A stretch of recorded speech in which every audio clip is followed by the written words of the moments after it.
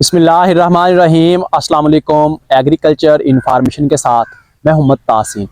खासकर भाइयों, आज हम बात करेंगे मौसमी शिद्दत के हवाले से कि इस वक्त जो हमारा पंजाब के हवाले से अगर हम बात करें, जो भी पंजाब में, इस तरह अपर पंजाब जो एरिया है इस वक्त धुंध की लपेट में है। मुसलसल धुंध पड़ रही है और बाद दिनों जो है वो कोहरे के चांसेस भी बन जाते हैं, कोहरा भी पड़ सकता है। और इसी के साथ साथ जो है वो धूप ना निकलने की वजह से हम अगर फसलें देखें तो हमारी बहुत सारी फसलात, जैसे कि गंदम की बात करें, आलू की बात करें, इस तरह हमारी बहुत सारी सब्जियात लगी हुई हैं, वो मुसलसल धूप ना निकलने की वजह से, मुसलसल ठंड पड़ने की वजह से, टेम्परेचर डाउन होने की वजह से जो है वो काफ़ी ज़्यादा कमज़ोर हो चुकी हैं, पिलाहट का शिकार हो गई हमारी गंदम। तो इस तरह जो है वो हमने अपनी फसल को किस तरह महफूज रखना है इस मौसमी शिद्दत से। तो खासकर भाइयों इस वक्त थोड़ी इन्फॉर्मेशन फार्मूला शेयर करूंगा। तो इन्फॉर्मेशन जानने से पहले मेरी गुजारिश है कि इन्फॉर्मेशन को अभी तक सब्सक्राइब नहीं किया, चैनल को फौरन सब्सक्राइब कर दें ताकि हर नई आने वाली इन्फॉर्मेशन आप तक बआसानी पहुंच सके। तो खासकर भाइयों इस वक्त अगर हम देखें कि हमारी गंदम की फसल लगी हुई है, आलू की बहुत ज़्यादा फसल लगी हुई है, और इस तरह हमारी सब्जियात लगी हुई हैं, तेल अनाज लगी हुई हैं। तो इस वक्त मुसलसल ठंड पड़ने की वजह से, टेम्परेचर डाउन होने की वजह से, धूप ना निकलने की वजह से जो है वो हमारी फसलात काफ़ी ज़्यादा कमज़ोर हो चुकी हैं। उनमें जो है वो खुराक की कमी का जो है वो सिलसिला इस वक्त जारी है। जाहिर बात है, कुदरती तौर पे ये अवामल है कि हमारा कोई भी पौधा है वो सूरज की रोशनी के दौरान जो है अपनी खुराक बना रहा होता है।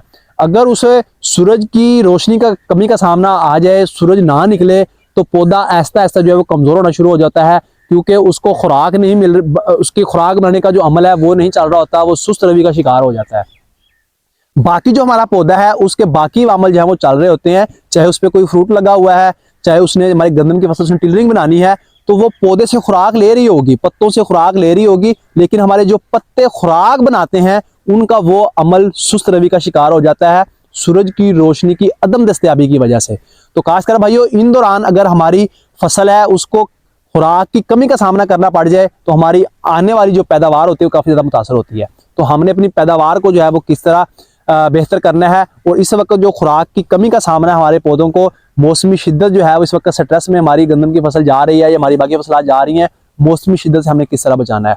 तो इस वक्त हमारे जो कोई भी फसल लगी हुई है, चाहे वो गंदम की फसल है, चाहे वो आलू की फसल है, चाहे वो हमारी तिल्ला अजनास लगी हुई है, इसनों को जो है वो हमने बनी बनाई खुराक देनी है। बनी बनाई खुराक किस तरह देनी है, हमने किसी भी अच्छे ग्रुप्स का अमाइनो एसिड जो है वो लेके हमारी गंदम की फसल है या आलू की फसल है उसका उसके ऊपर जो है वो हमने स्प्रे करना है।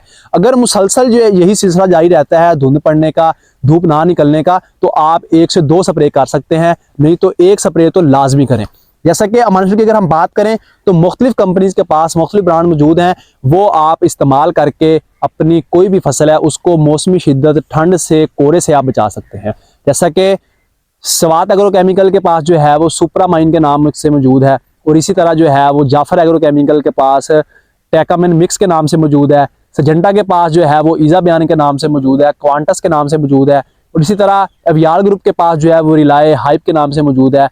इस बहुत सारी कंपनी के पास बहुत सारे ब्रांड मौजूद हैं। किसी भी अच्छे ग्रुप्स का आप अमाइनो एसिड लेकर 1 से 2 स्प्रे करें। जो इस वक्त हमारी गंदम पिलाहट का शिकार हो गई है वो पिलाहट खत्म हो जाएगी। कोई भी स्ट्रेस अगर हमारी किसी भी माइक्रो न्यूट्रिएंट्स की डेफिशिएंसी अगर शो कर रही है हमारी गंदम की फसल है या आलू की फसल है, कोई फसल है, तो उससे जो है उसकी खुराक पूरी उसे मिल जाएगी और हमारी फसल जो है वो बेहतर हो जाएगी, हम एक अच्छी पैदावार ले सकते हैं।